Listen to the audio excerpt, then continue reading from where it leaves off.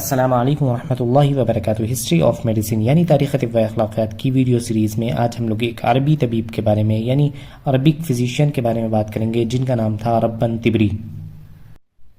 Ribbon طبری، ان کا تعارف دیکھیں گے۔ ابو الحسن علی بن سہل ربن طبری کا شمار طب یونانی کی مشہور و معروف اور ممتاز اطباء میں ہوتا ہے۔ ان کی شہرت کا اصل سبب ان کی تصنیف کردہ کتاب فردوس الحکمہ یعنی پیراڈائز آف وزڈم ہے، جو کہ عربی زبان یعنی عربک لینگویج میں لکھی جانے والی پہلی کتاب ہے۔ ربن طبری طبرستان یعنی ایران کے ایک علاقے مرو میں سے 880 عیسوی کے درمیان پیدا ہوا۔ وہ نصرانی خاندان سے تعلق رکھتا تھا، بعد میں اسلام قبول کر کے مسلمان ہو گیا۔ 850 عیسوی کے بعد اس کا انتقال ہو گیا۔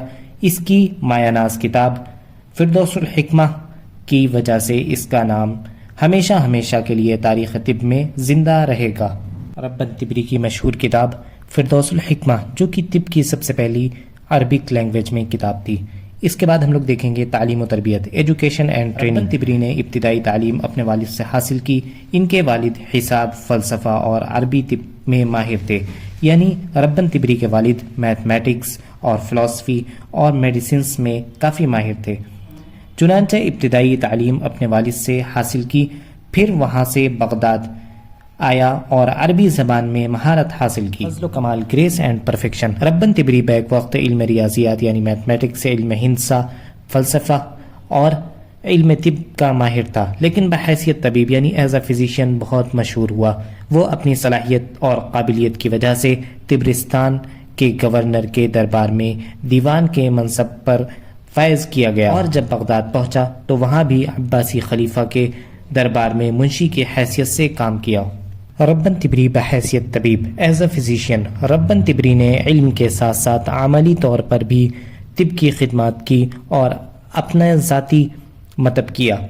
اس نے اپنی قابلیت اور مہارت کی وجہ سے بہت کم عرصے میں ایک طبیب حاذق کے طور پر شہرت پائی۔ ربن طبری بحیثیت مصنف یعنی ایز اے آتھر، ربن طبری طبابت کے ساتھ ساتھ تصنیف و تالیف کے کاموں میں بھی مہارت رکھتا تھا۔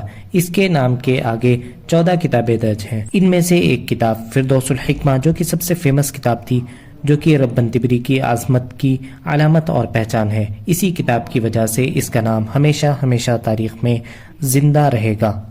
فردوس الحکمہ، جو کہ ربن طبری کی ایک بہت ہی فیمس کتاب تھی جس کا نام تھا فردوس الحکمہ۔ فردوس الحکمہ کا شمار طب یونانی کے مشہور و معروف اور اہم کتابوں میں ہوتا ہے۔ اس کے مصنف ابو الحسن علی بن سہل ربن طبری ہیں۔ یہ عربی زبان میں علم طب پر لکھی جانے والی پہلی کتاب تھی۔ 8ویں صدی ہجری میں لکھی جانے والی یہ کتاب بہت سارے علوم جیسے نباتیات، حیوانیات، ریاضیات، فلکیات اور فلسفہ وغیرہ کا احاطہ کرتی ہے۔ یعنی یہ جو 8ویں صدی میں کتاب لکھی گئی تھی فردوس الحکمہ، اس میں باٹنی اور بایولوجی، ریاضیات یعنی میتھمیٹکس اور فلکیات یعنی ایسٹرونومی اور فلسفہ یعنی فلسفی، کافی چیزوں کے بارے میں بتایا گیا تھا۔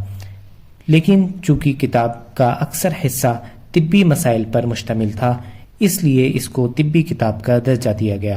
مصنف نے اس کتاب میں اطباء یونان، ہندوستان اور اپنے ہم عصر اطباء کی کتابوں سے مواد اخذ کر کے جمع کیا ہے، اور ساتھ ہی ساتھ بعض طبی مسائل پر بھی اپنی ذاتی فکر و تحقیق یعنی اپنی خود کی ریسرچ بھی پیش کی ہے۔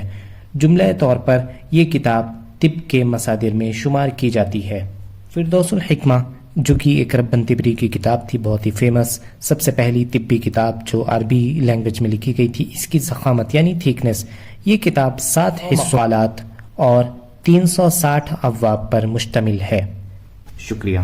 اگر آپ کو یہ ویڈیو پسند آئی ہو تو زیادہ سے زیادہ شیئر کریں اور چینل کو سبسکرائب کریں۔ Thank you.